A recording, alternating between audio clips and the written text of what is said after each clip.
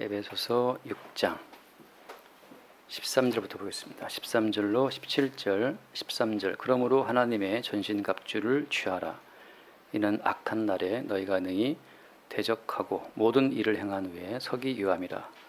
그런즉 서서 진리로 너희 허리띠를 띠고 의의 호심경을 붙이고 평안의 복음이 준비한 것으로 신을 신고 모든 것 위에 믿음의 방패를 가지고 이로써 능히 악한 자의 모든 불화살을 소멸하고 구원의 투구와 성령의 검 곧 하나님의 말씀을 가지라. 아멘. 여기까지 보겠습니다.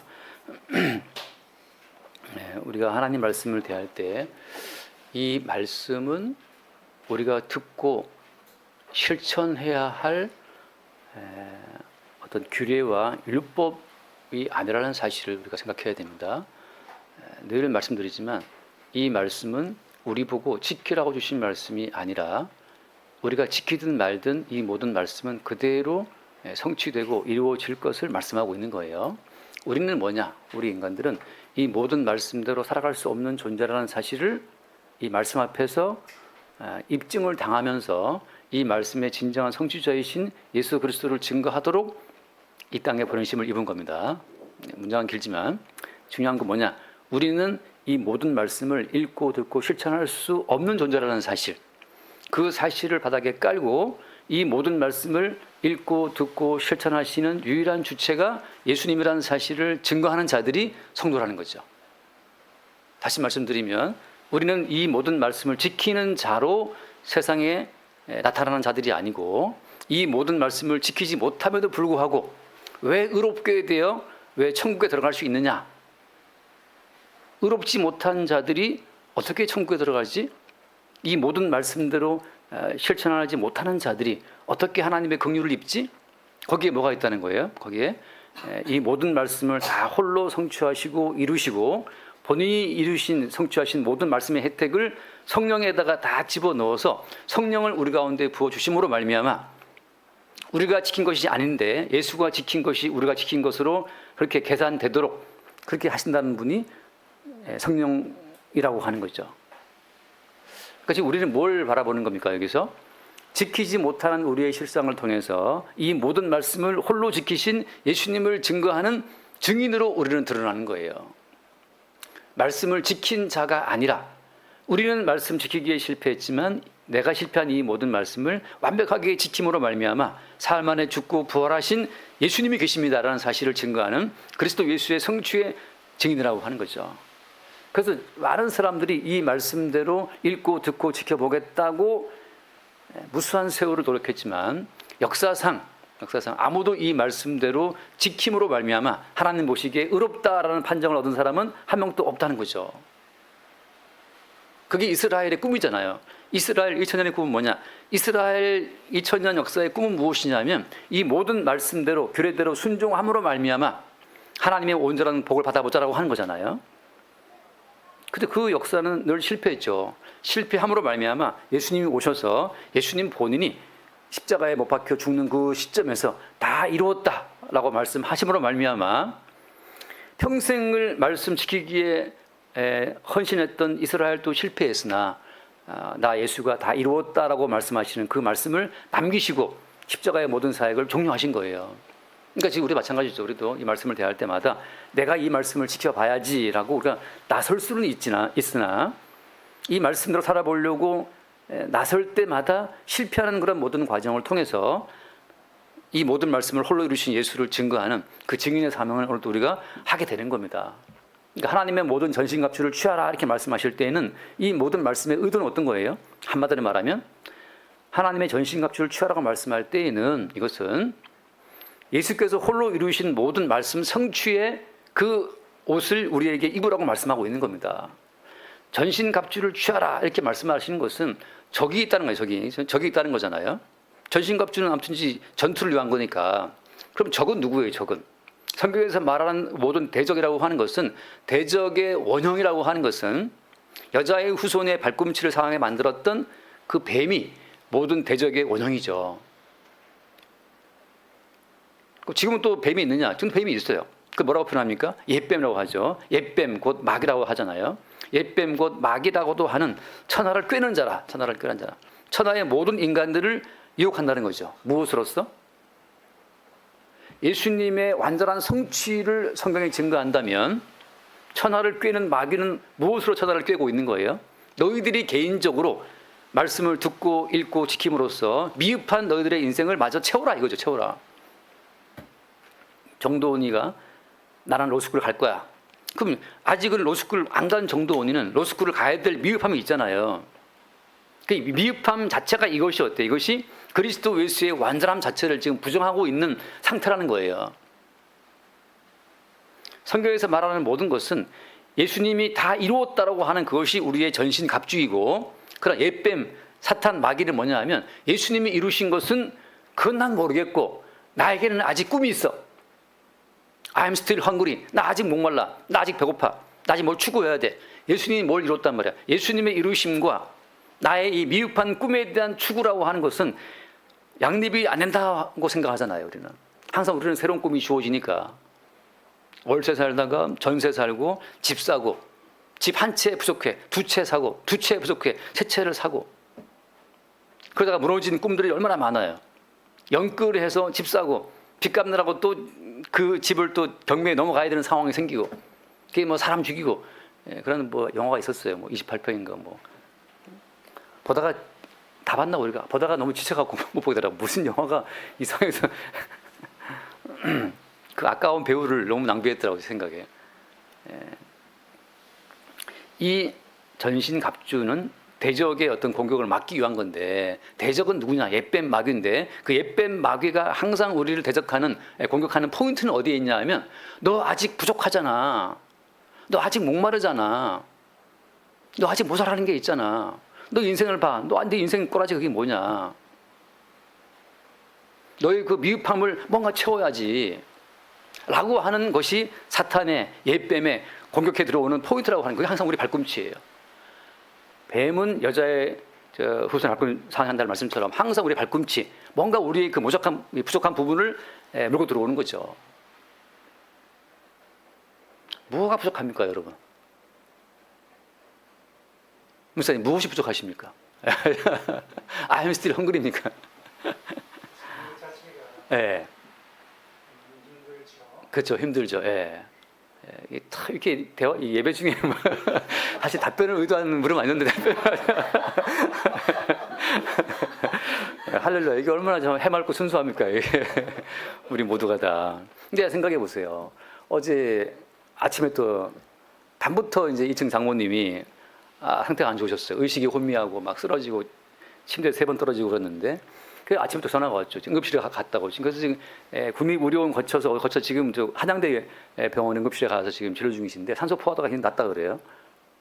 그러니까 이광훈 수사님하고 그 유지사님 다 거기 지금 쫓아간 거죠. 거기 병원에 모시고 119 와서 될 것에 실어서 병원을 옮기고 밤늦도록 옆에 옆에 뭐죠 이거 원상복구 때문에 또 그것 때문에 결국 어제 계약 못했어요.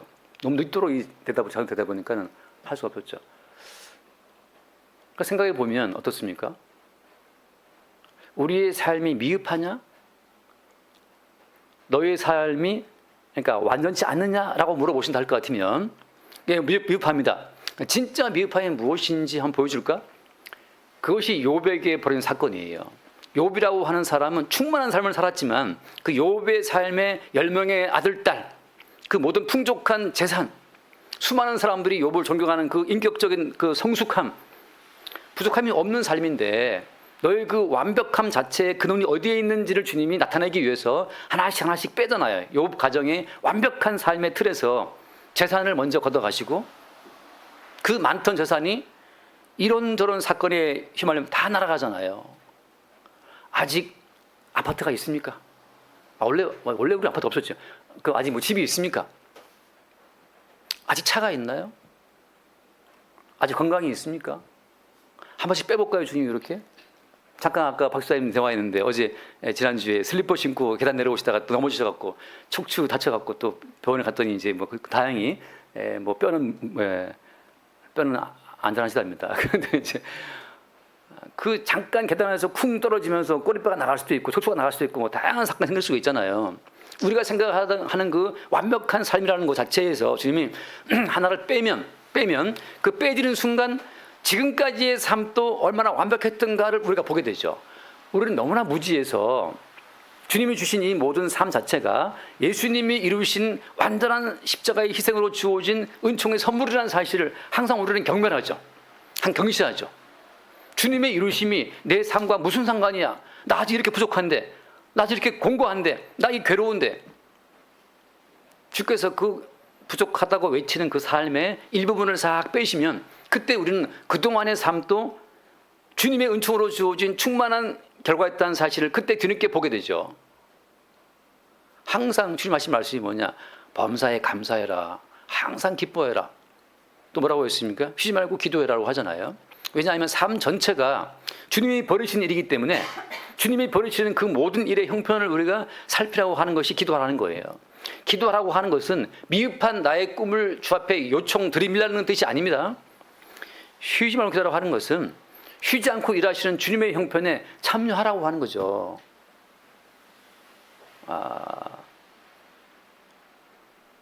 지난주 무슨 요일인지 제가 잠이 안 와서 3시 반까지 쉽게 말하면 주님 잠을 안 재우시는 건데 주님 왜 저 잠을 안 재우십니까? 하고 이제 주님께 저를 잠들지 않게 하시는 그 주의 뜻을 묻게 되죠. 그때 주님이 기도를 하시는데 지금도 주님께서는 그러잖아요. 말할 수 없는 탄식으로 기도하신다고. 그러니까 말할 수 없는 탄식으로 기도하시는 거 주님의 말할 수 없는 탄식하는 기도의 현장을 제가 이렇게 잠깐 보게 되는 거죠. 아, 주님이 기도하시는구나. 제 생각에는 전쟁이 날 건가? 주님이 왜 기도하시지? 주님이 이렇게 막 기도하시는 그 초점이 어디에 있는 건지 그 주님의 기도하시는 그 심정 현장을 제가 살피게 되는 거 그게 기도하라는 뜻이에요. 우리에게 쉬지 말고 기도해라. 우리 삶 가운데 뭐가 오잖아요, 그죠? 뭐 부족함이 온다든지 뭐 괴로움이 뭐가 온단 말이죠. 그때 주님 왜 나에게 이런 괴로움이 오죠? 그 나에게 괴로움을 주시는 그 주님의 형편을 우리가 살피는 것이 그 기도라고 하는 거예요. 기도 우리가 흔히 말하는 기도라고 하는 것은 뭘 달라고 떼쓰는 것만 기도라고 알고 있잖아요. 그게 아니라 주님의 기도에 동참하도록 우리를 부르시는 그 부르심에 응답하는 것이 기도라고 하는 거예요. 기도 그러면 뭘 달라 저도 옛날에 많이 했어요. 달라 제 방언이 옛날에 달라 했는데 뭘 달라 이렇게 지불도 없는데 뭐 달라고 했던 것 같아요. 기름 살라 그러는지. 돌아보면 다 헛된 것들이었는데 무슨 말이냐? 기도라는 것은 내가 주께 뭘 달라고 요구하는 것이 아니고 주께서 지금 또 쉬지 않고 벌이시는 그 모든 일, 전 세계 참새 한 마리에 떨어짐까지 관장하시고 통치하시는 그 주님의 형편을 살피는 것이 주님 무슨 일입니까? 주님 무슨 일이죠? 왜 주님 이렇게 일을 하십니까? 라고 그 주님의 형편을 내가 묻는 것이 그게 기도란 말이죠. 그러니까 주님께서 그날 뭔가 기도하는 그 포인트를 제가 내 마음을 느끼고 같이 그 기도에 주님이 지금 그를 위해 기도하시는군요. 같이 주님이 하시는 기도에 참여할 때 그때 우리가 기도했다라고 말할 수 있는 거예요. 그러니까 주님께서 끝없이 우리 삶 가운데에서 뭐 모친이 산소포화도가 떨어져서 의식이 혼미하시다. 주님 왜 이런 일을 벌이시는 거죠? 옆집에 할머니가 원상복구를 못 해주고 이 너무 사실 어제도 할머니가 부르신 분이 왔는데 오시니까 쉽게 생각하고 나이 드신 분 2분이 온 거예요. 할아버지 할머니 와가지고 보니까 너무 일이 많아서 도중에 못하겠다고 포기하고 갔어요. 또 새로운 일꾼을 불러서 또 그 일꾼들이 또 오는 시간 또 와서 보니까 또 실제 말하는 그 본거가 아니라 그 포토 트럭보다 양이 더 많은 거예요. 또 못하겠다 그러고 또 돈 더 달라 그러고 이게 뭐 실갱이 하다 보니까는 하염없이 일이 늦어지는 거죠. 할머니는 80년 고령이신데 나중에 쓰러질 것 같다고 쓰러져서 먼저 그냥 집에 가버렸어요. 이거 돈 좀 주고. 그러니까 이광수 사님이 또 뭐 애 달아서 또 같이 또 하다가 또 허리 다쳐갖고 또 파스 붙이고 지금 뭐 또 어머니 또 지금 그래서 또 응급실 가시고 이 모든 이 정신없는 사건이 벌어지는 거죠. 무엇 하나 우리가 생각했던 것대로 이렇게 착착착 되는 일이 없이 그냥 일이 혼돈으로 들어가는 겁니다. 그래서 우리는 뭘 생각하는 거예요? 주님 왜 이렇게 일을 복잡하고 어렵고 이렇게 짜증나게 하십니까? 하고 그 주님께서 통치하시는 주님의 일에 그 형편과 사정을 살피는 것이 쉬지 말고 기도하라는 뜻이에요. 내 피로를 그냥 주 앞에 들이밀라는 것이 기도가 그건 우상 숭배들이 하는 그 일방적인 떼쓰는 기도고 우리는 뭘 알고 있습니까? 참새 2마리에 떨어짐까지 심지어 우리 머리털 하나 희거나 검게 되는 것도 아버지 뜻 가운데 있다고 말씀하고 있잖아요. 그럼 모든 것 가운데 주님의 뜻이 아닌 것이 아무것도 없단 말이죠. 그럼 왜 나를 지금 뭐라 그러죠? 그 요즘 아이들 실직 상태에 있게 하냐 말이죠. 실직. 젊은 친구들도 일하고 싶은데 일할 자리가 마땅치가 않아서 괴로워하고, 또 은퇴하신 분들은 너무 빨리 은퇴해가지고 일할 수 있는 이 체력이 있는데 왜 일자리가 없느냐고 또 불안해하고. 근데 그렇게 그 모든 일을 통치하시는 주님의 형편, 주님의 사정을 살피면서, 주님 왜 이렇게 젊은이들도 일자리가 없고 조기 은퇴한 사람도 일자리가 없고 도대체 어떻게 해야 되는 겁니까? 라고 그 주님께서 일하시는 일의 형편을 살피는 것이 기도지, 주님 일자리를 주시옵소서 라는 것은 일방적인 떼부림, 떼쓰는 것이고 우상숭배라고 하는 거죠. 하나님이 모세라고 하는 걸출한 인재를 애굽의 왕궁에서 애굽의 모든 탁월한 지식을 다 배운 사람이잖아요. 왕자인데, 왕자급이었으니까. 애굽의 모든 학문을 배웠다고 히브리서 말씀하고 있는데, 애굽의 모든 학식을 배우고 무예를 배우고 실제적으로 사람들을 통치해 봤던 그 통치자의 역량에 있는 사람인데, 그 유력한 사람을 주님께서 40년간 양하고 양떼랑, 말도 안 되는 양떼랑 놀게 했잖아요. 모세의 그 답답한 심령이 얼마나 괴로웠는지 조금 이해는 갑니다. 그리고 모세가 40년 동안 양들하고만 놀다 보니까 언어를 잃어버렸잖아요. 그래서 모세가 스스로 말하기를 나는 입이 둔하다 말한다. 입이 둔하다. 말도 같이 어울려야 말이 늘어나는 거지. 동물하고만 놀다 보면 말할 이유가 없잖아요. 언어를 잃어버리고 나중에 이 말할 수 있는 이 자체도 다 그냥 사라져 버리니까, 문집사님이 베트남 가서 7년 일하다가 오셨는데 불구하고 대한민국 문화에 적응을 힘들어 하시는데, 모세는 양이랑 40년 놀다 왔잖아요. 어떻게 40년의 세월을 뛰어넘어서 이스라엘 백성들을 통치할 수 있냐 말이죠. 뭘 짚을도 알아야지. 40년 동안 놀다 왔는데 얼마나 많이 바뀌었겠어요. 그 애굽에 살던 이스라엘 백성들의 가치와 문화가 얼마나 많이 바뀌었겠어요. 근데 어떻게 통치를 합니까? 뭐 말이 리더는 다 말로 하는 것이 리더인데 말 통하겠어요? 가끔 목사님 대화하다 보면 그 답답한 심령이 저도 공감은 가요.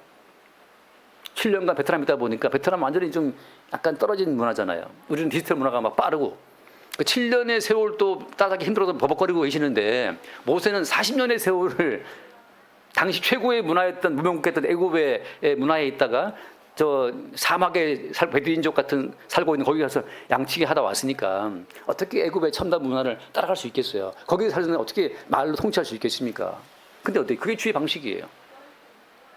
인간적 지식과 능력으로 통치하는 것이 아니고 그리스도 예수의 완전함으로 통치한다는 사실을 보여주기 위해서 모세를 완전히 바닥까지 최고의 문명 제국에 있다가 최고로 낙후된 사막 쪽에서 40년을 보내는 과정 가운데 모세는 인간적인 모든 능력을 다 상실해버리죠. 그리고 주님이 쓰시는 거예요. 뭐 하기 위해서? 이 모든 힘은 내 것이 아니고 내 안에 계신 주님이라는 사실을 증거하기 위해서 주님이 모세를 낮추신 거죠. 전신갑주는 무엇이냐? 그래서 인간의 모든 요소를 다 배제하고 그리스도 예수께서 홀로 이루신 성취를 덧입는 것이 전신갑주라고 제가 처음에 말씀드렸죠. 그죠? 전신갑주라고 하는 것은 적이 있다는 것인데, 그 적은 누구냐? 그건 옛뱀의 세력인데, 옛뱀의 세력은 항상 우리에게 무엇으로 치고 들어온다고요? 발꿈치. 그 좀 모자라는 부분, 좀 미흡한 부분. 야, 이것만 좀 채워주면 좋겠는데, 아, 이게 좀 모자라네, 이게. 집도 있고 차도 있고 와이프도 있고 애들도 다 취업 잘하고 있는데 나한테 이게 모자라. 이게 나의 죄취업이야. 이 발뒤꿈치.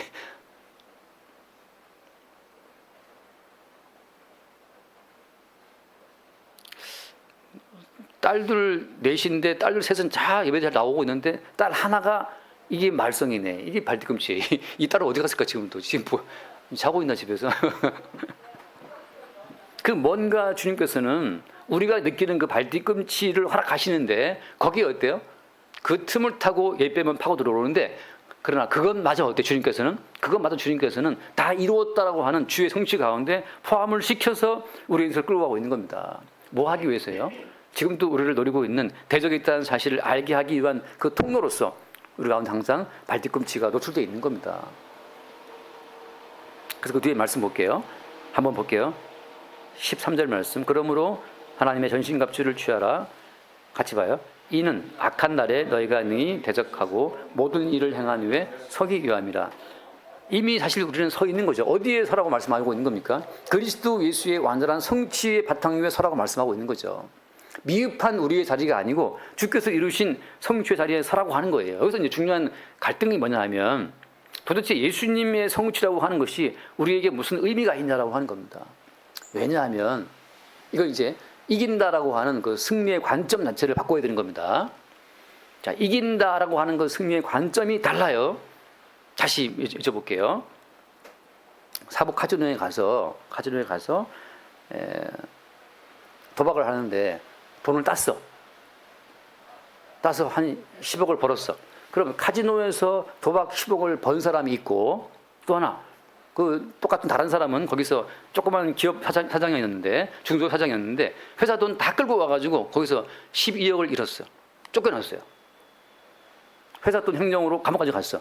그러니까 카지노에서 추방되어서 회사 돈 횡령까지 덮어쓰고 감옥에 들어갔단 말이죠. 또 한 사람은 카지노에서 10억을 벌었어요.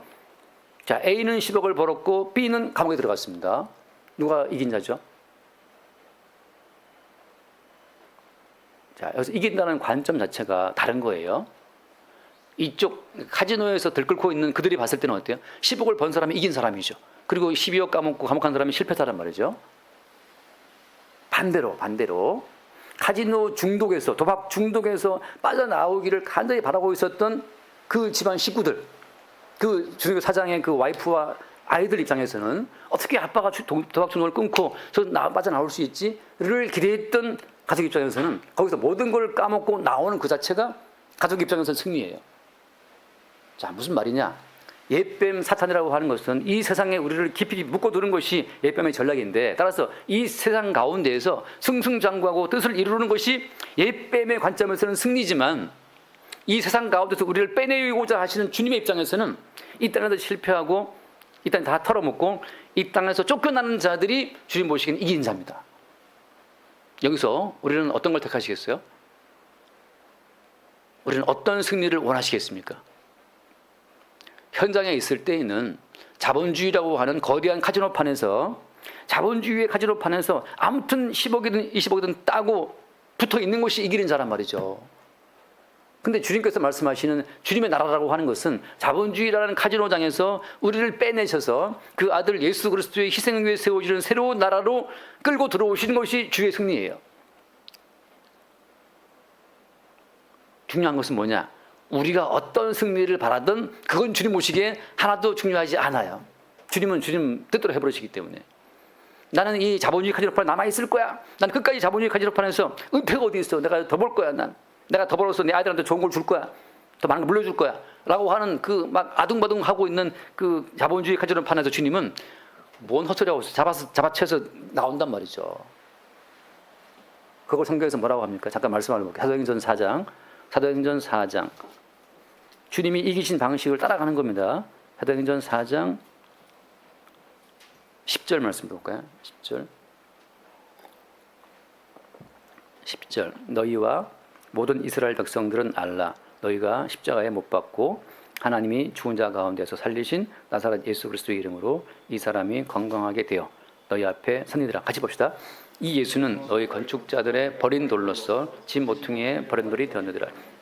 예수는 누구냐? 카지노에서 버려진 그 어떤 사람처럼 주님은 이 세상이라는 카지노판에서 버려진 돌이에요. 세상이라고 하는 자본주의 카지노판에서 버림받은 돌처럼 버림받은 분이 예수님인데, 그 버림받으신 예수님이 어떻게 됐습니까? 집 모퉁이에 머릿돌이 되었다. 새로운 세계, 카지노판이 아닌 정상적인 새로운 세계의 머릿돌로 세워주신 그리스도 예수와 마찬가지로 모든 성도는 이 땅 가운데서 버려지는 방식으로 그리스도 예수께서 세우신 새로운 나라의 백성으로 참여하게 되는 겁니다. 카지노판에서도 성공하고 기업도 성공하고 이런 경우는 없어요. 이 땅에서도 성공하고 주나라에 성공하고 그런 것은 없다는 거죠. 주님께서는 이 땅에서 벌어지는 방식으로만 주님 나라의 백성으로 참여할 수 있다는 것을 주님 말씀하고 있는 겁니다. 그래서 주님 본인이 건축자들이 버린 돌처럼 벌어지는 방식으로 새로운 그리스도 예수의 나라의 머릿돌로 세워진 거예요. 똑같죠, 그죠? 그러니까 너희와 모든 이스라엘 백성들을 니들이 바로 십자가 못 박아서 죽여버린 그 예수 그리스도를 하나님이 다시 살리셔서 새로운 나라의 주인공 되게 했다고 말씀하고 있는 겁니다. 우리는 이 땅을 살아가면서 이 땅에서 벌어지는 방식으로 주님 나라에 참여하는 거지. 우리가 자발적으로 우리가 똑똑한 의식으로 우리가 알고 저기 주님 나라가 저기 있네. 나 갈 거야 주님 나라로. 앞으로 뭐 이건 뭐 다른 노래지만 아무튼 앞으로 주님 간다는 그 자체는 성경에서 말하는 구원 방법이 아니에요. 성경에서 말하는 구원은 그 누구도 본인이 알아서 본인이 생각하는 그 분명한 구원의 세계를 향해서 걸어갔던 인물은 아무도 없습니다. 다 주님께서 강권하심으로 말미암아 어쩔 수 없이 이 땅에서 밀려나는 방식으로 주님 나라에 참여하게 되는 그 방식이 주께서 주의 나라를 세우시는 방식이라고 하는 거죠. 그러니까는 모세도 어때요? 모세도 애굽이란 나라에서 버린 돌처럼 버림받잖아요. 어떤 식으로? 사람 처죽여가지고. 이게 구원 방식인데 오늘날 이 변질된 복음은 뭘 말하냐면 이 땅에서도 잘 되고 천국도 가고 일타양피 맞나? 일거양득 말이죠. 그걸 말하잖아요. 그 자체가 문제가 있는 겁니다. 왜? 구원이라는 것은 아무튼 이 세상에서 버림받는 방식으로의 구원이기 때문에. 그래서 어때요? 모세도 그렇게 구원되었고 동일하게 모세가 끄집어낸 이스라엘 백성들도 출애굽하는 방식도 어때요? 결국은 애굽에서 이스라엘 백성들을 토해내 버리죠. 니들은 가. 끝없이 바로가 이스라엘을 붙잡아 두려고 했으나 마침내 이스라엘 백성들이 뜨거운 감자가 되어서 그들이 이스라엘 백성들을 놔 보내버리죠. 그렇게 세상으로부터 버림받는 방식으로 주님 나라 백성의 구원이 이루어진다고 하는 거예요. 그러니까 여기서 우리가 뭘 생각할 수 있는 겁니까? 주님이 걸어가시는 그 십자가의 노선이 사실은 구원의 방식인데, 구원의 그 노선인데 아무도 십자가의 노선을 자발적인 의지로 따라갈 수는 없다는 사실. 그래서 구원은 사람의 작업이 아니고 주의 작업이에요. 주님의 작업에 의해서만 우리의 개인적인 의지가 다 꺾어지고 부러지면서 주님 나라 가는 그 십자가의 노선에 동참할 수가 있는 겁니다. 저는 제가 분명히 알고 제 선명한 의지로 자복자복 정말 십자가의 길을 따라왔습니다. 가짜입니다. 왜냐? 베드로가 말하기를 주님 제 목숨 바치겠습니다. 주님 가시는 길을 따라가겠습니다. 주님 말씀하시죠. 너 따라올 수 없어. 왜? 인간의 의지로 따라오는 천국이 아니기 때문에 모든 인간의 의지가 부정돼야 돼. 왜? 그래야 홀로 모든 걸 이루신 예수 그리스도의 이루심의 성취에 의해서만 구원의 나라가 이루어지는 거예요. 우리 인간의 의지가 섞이지 않은 100% 예수 그리스도의 개인적 성취가 전체의 성취가 되는, 예수님의 이루심이 전체 이루심이 되고 예수의 의가 전체 의가 되는, 그게 주님 나라이기 때문에 거기에 인간의 개인적인 의가 섞일 여지가 없는 거죠. 그러니까 베드로도 예수를 3번 부인하고 돌아감으로써 베드로의 개인적인 의는 주의 나라에 섞일 수가 없다는 사실이 분명히 드러나는 겁니다. 날마다 우리는 우리의 개인적인 의가 부정되는 사건을 통해서 예수 그리스도께서 홀로 이루신 그분의 의로만 구원이 된다는 사실을 확인받는 과정으로 가는 거예요. 그러니까 얼마나 감사해요. 우리가 매일매일 우리의 성질을 나고 답답하고 걱정 근심하는 모든 과정을 통해서 진짜 우리의 의는 아무것도 아니라는 사실을 확인하는 그 순간들이 우리에게 기쁨이 되는 거죠. 제가 처음에 말씀 시작할 때 그리스도 예수의 완전하심 속에서 우리의 미흡함 자체가 죄라고 말씀드렸잖아요. 이거 자체를 다시 말씀드립니다. 주님이 다 이루었는데 왜 나는 미흡함을 느끼지? 나는 왜 불만이 많지? 라고 그렇게 주의 이루심 앞에서 우리의 미흡함에 대한 불만을 알게 되는 그 짧은 순간 나는 죄인이 맞구나. 주의 이루심을 내가 부정하고 있네. 현재 나의 삶 자체가 실직 상태에 있는 나, 돈이 부족한 나, 어디가 아픈 나, 이 부족한 나 자체도 주의 이루심의 결과물로 아픈 거고, 주의 이루심의 결과물로 지금 실직 상태에 있는 거고, 주의 결과물로 내가 지금 돈이 없는 건데 내가 불만을 품고 있었구나 라고 나의 죄인됨을 아는 그 순간 우리는 예수 그리스도의 의를 온팡 100% 덮을 수가 있는 겁니다. 그 순간이 짧게 바람처럼 지나가는 거예요. 그 상황을 내가 항상 유지하려고 나는 항상 범사에 감사해, 늘 항상 기뻐해, 그 상태를 내가 의지적으로 내 세계 속으로 갖고 들어올 수는 없다는 거예요. 바람이 불어 휙 불어올 때 시원한데 그 바람을 내가 붙잡을 수 없잖아요. 그런 것처럼 아침에 나오는데 나오는 곳 시점 하필 그 타이밍에 엄청 비가 쏟아지는 갑자기. 그래서 이런 있잖아, 이런 젠장 이런 또 타이밍이 나고 이제 걸어오면서 한편 머릿속으로는 그래 이것도 주의 인도하심이지 내가 비를 피할 수 있나 하고 이제 뚫고 왔어요. 교회에 딱 들어오자마자 또 비가 또 갑자기 뚝 별로 안 오는 거예요. 또 이런 젠장은 뭐 하자는 거지 지금. 근데 옷을 막 말리고 이제 있는데 그 순간에 항상 어때요 우리는? 항상 비를 내리는 것도 주님이지.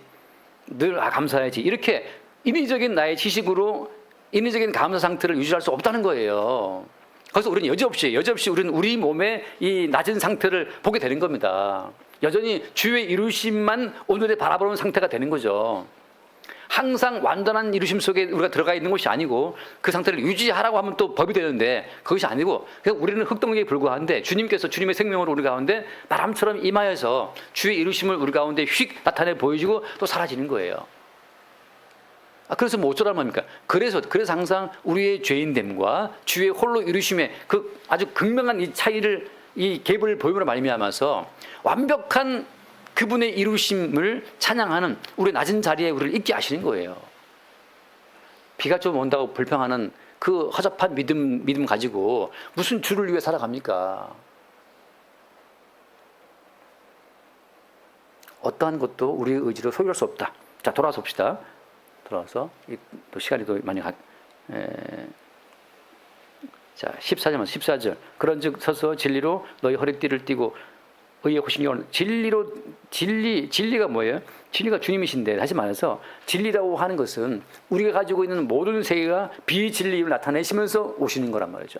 주께서 오셔서 주님의 진리이신데 너희 가운데 좋은 것 좀 뭐 없냐? 찾는 것이 아니고 진리이신 주님이 오시는 순간 우리한테 있는 건 다 비진리예요. 다 비진리. 우리 인간 세계 가운데 쓸만한 것은 아무것도 없어요. 옆집 저기 이제 어제 저 치우시면서 여기 30년 동안 됐다 그래요. 30년 동안 쌓인 그 오버다리라고 다 튀어나오는데 쓸 게 있을까요?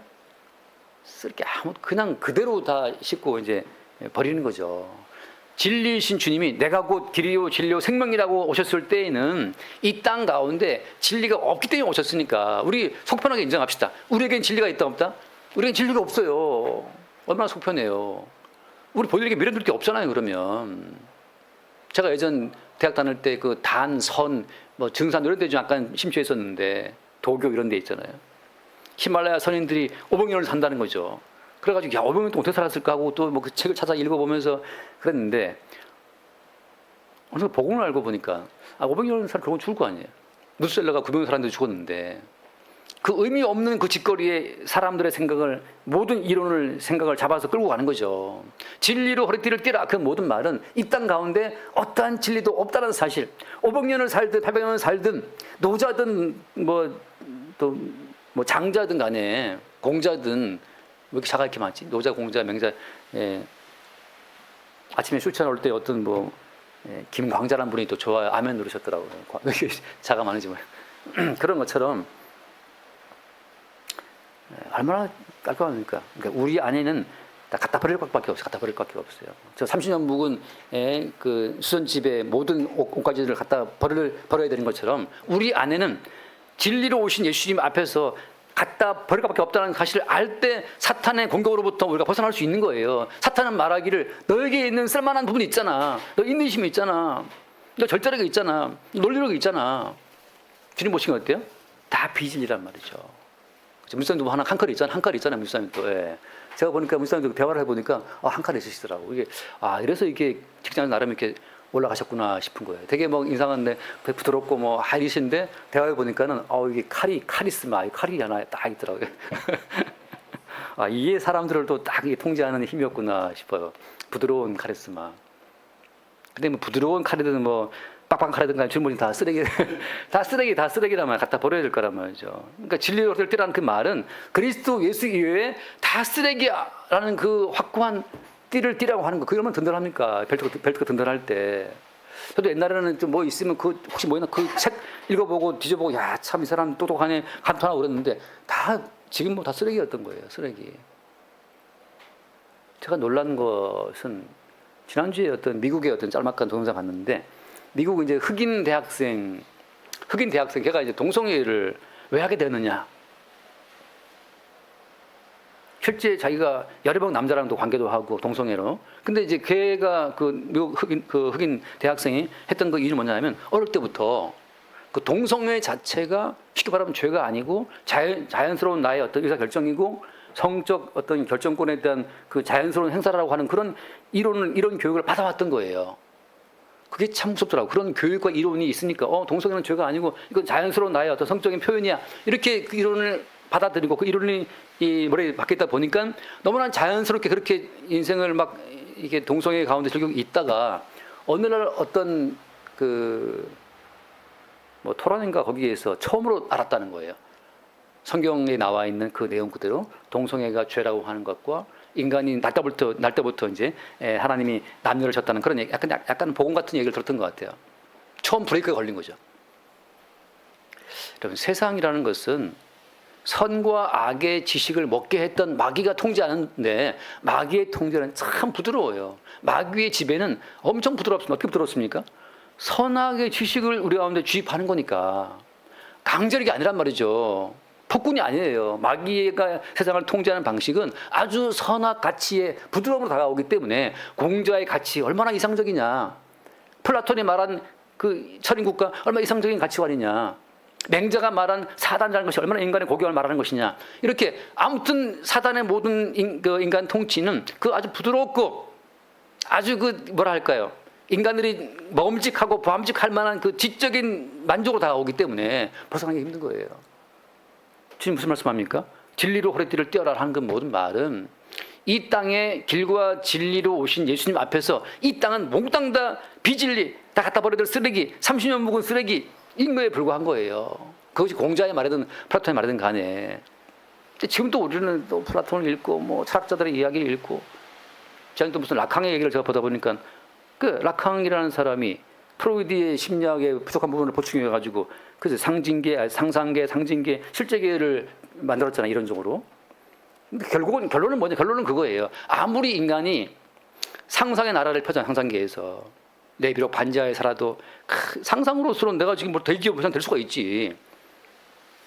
못생긴 얼굴의 여자라도 어때요? 상상계에서는 백마탄 왕자 만날 수 있잖아요. 그러니까 그런 드라마가 또 인기가 있는 거고. 그 상상의 나라를 펴다가 실제적으로 정말 등단해가지고 만화를 그려가지고 말이지 애니메이션 작가가 되어서 떼돈을 벌었다고 합시다. 상징계에 진입했지만 만족이 있느냐. 라캉의 말은 뭐냐면 실제계의 그 미흡함과 그 갈망과 욕망을 채울 수 없다는 거예요. 어떻게 해도.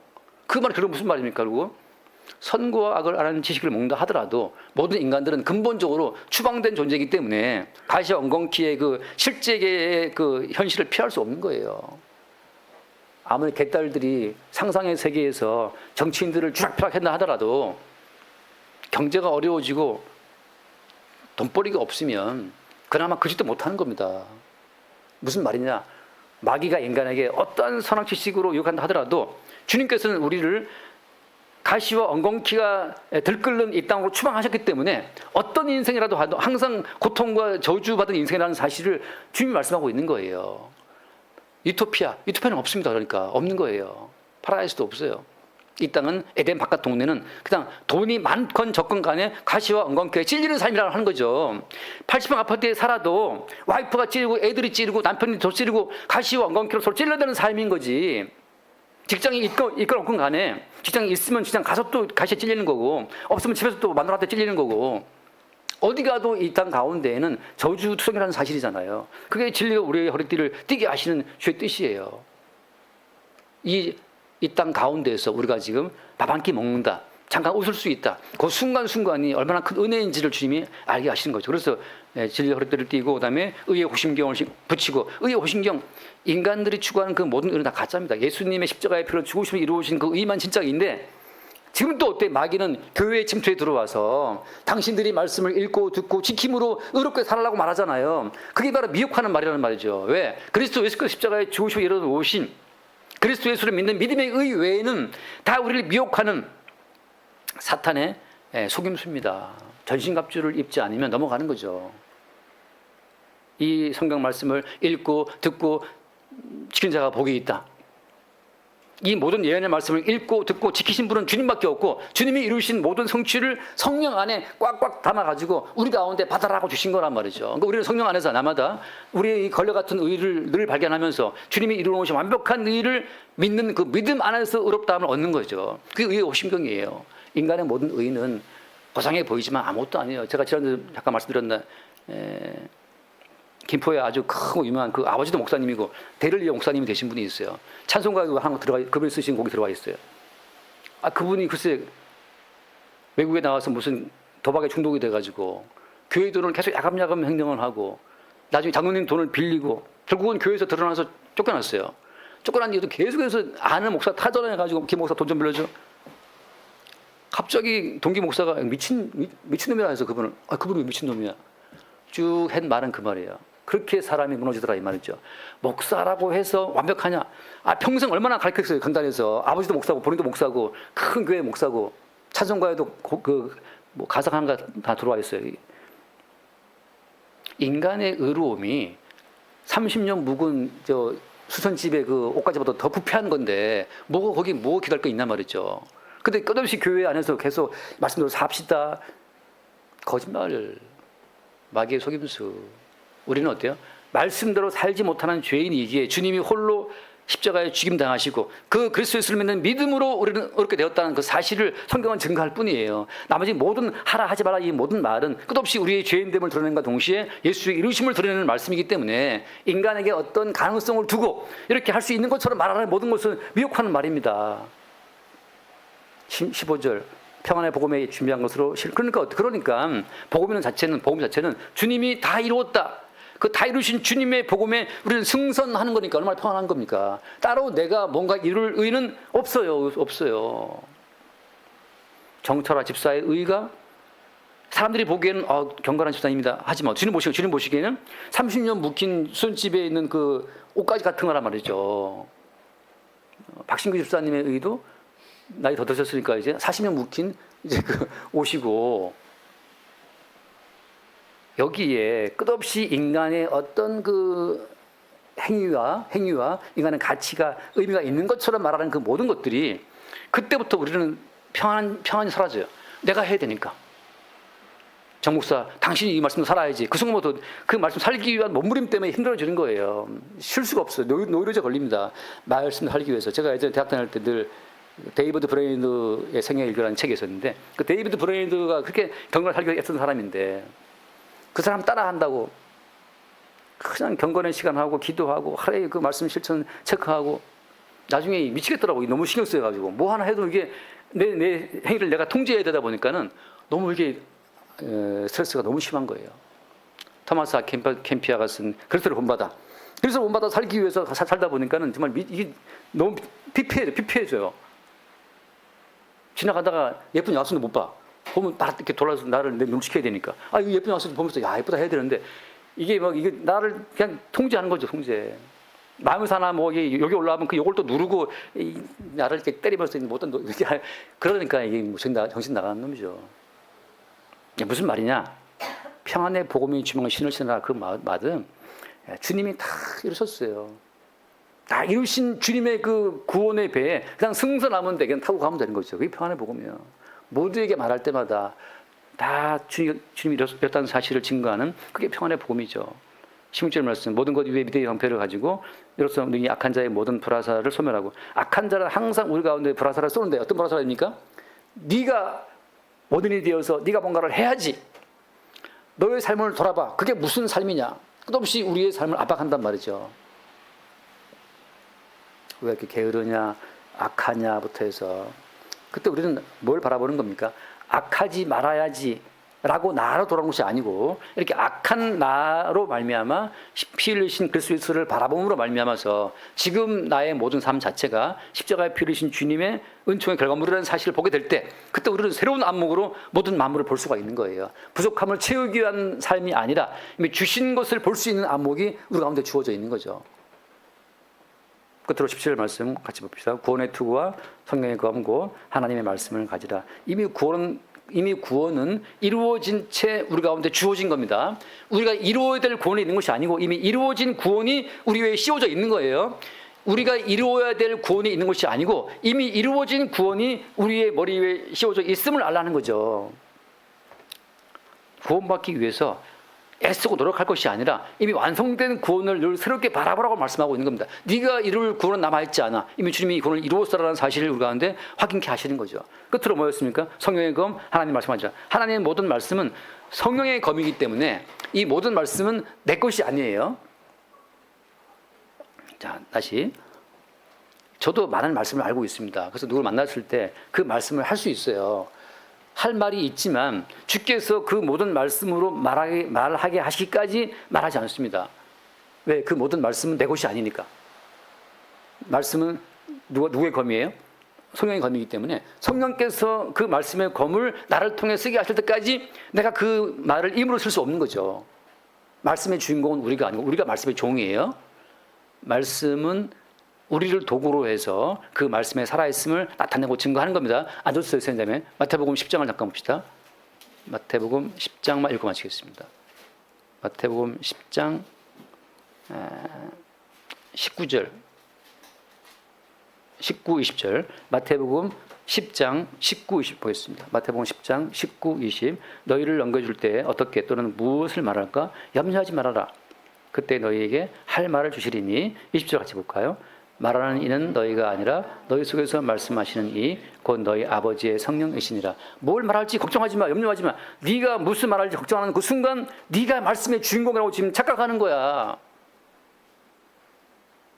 말하는 이는 니들이 아니고 너희 속에서 말씀하시는 이 너희 아버지의 성령이시다. 그러니까 말씀은 성령의 검인 거예요. 성령께서 그 말씀을 가지고 역사하실 때만 성령의 검으로서 그 말씀의 능력이 나타나는 겁니다. 우리가 주체가 되어서 이 말씀을 가지고 내가 그 사람을 어떻게 바로잡아 줘야지. 그건 내가 말씀을 도구로 쓰고 있는 거잖아. 내가 주체가 되어서. 결과는 뭐냐? 수없이 많은 분들이 논리적으로, 신학적으로, 막 철학적으로 시대에 맞게 이 모든 말씀을 풀어내고 있지만 그렇게 인간들이 풀어내는 그 모든 말은 그 인간의 검이기 때문에 그래서 이미 어때? 불법이에요, 불법이란 말이죠. 왜? 말씀의 주인공이 성령이신데 본인이 말씀을 갖다가 막 뿌렸어요, 이렇게. 왜? 주께서 전하라고 하신 말씀이 아닌데 본인이 먼저 말씀을 갖다 뿌려버린 거죠. 불법이죠. 전령이 있으면, 그죠? 그 사령관이 전령한테 이렇게 전달하라고 말하면 전령은 사령관이 전달한 그 말만 전달하면 되는데 전령이 가서 지 못 들어가서 아무 데나 가서 말을 막 전한다고 해서 되겠습니까? 전령이라고 하는 그 권위를 이용해서 불법이 되는 거죠. 그런 것처럼 주께서 우리에게 말씀하시는 것은 우리가 개인적으로 따로 뭘 할 것이 없다. 다 주님이 이루셨고 주께서 너의 입을 통해서 말씀하게 하실 때 그때 말하면 되는 거죠. 세례요한처럼 나는 광야에서 외치는 자의 소리다. 주께서 우리의 입을 통해서 말씀하게 하시면 말하는 것이고 말하게 하지 않으시면 침묵하면 되는 거죠. 여러분 전신갑주가 이미 우리 가운데 입혀져 있음을 말씀하고 있는 것이고 입혀져 있는 그 전신갑주를 계속 마귀는 혼미케 함으로 말미암아서 네가 뭘 더 입어야 돼, 네가 더 뭘 더 해야 돼 이렇게 끝없이 마귀는 우리한테 뭘 하라고 말하잖아요. 그게 마귀의 속임수예요. 그러나 주님께서는 야 내가 다 이미 이루었다. 네가 하는 것 안 받아. 필요 없어. 목숨 바칠게요. 네 목숨 필요 없어. 안 받아. 우리에게는 모든 것들을 마귀는 것이 하라고 이야기하고 주님께서는 네 것은 필요 없다고 말씀하시고 내가 내렸다고 말씀하시고 이 어떻게 보면 선명한 싸움이라고 선명한 싸움. 날마다 우리가 주의 이루심을 나타내고 증거하는 주님의 증인으로 설 수 있기를 바랍니다. 기도하겠습니다. 주님 감사합니다. 주의 전신갑주가 이미 우리 가운데 입혀져 있음을 알게 하시고 악한 미혹하는 자 마귀가 끝없이 우리에게 우리의 발꿈치에 약점을 보이며 입으라 말할 때마다 그것이 마귀의 거짓말과 미혹임을 알게 하여 주옵시고 이미 주께서 이루신 그 이루심만으로 든든히 입고 서 있는 주의 군사로 서게 하여 주옵소서. 우리 주 예수 이름으로 기도드립니다. 아멘.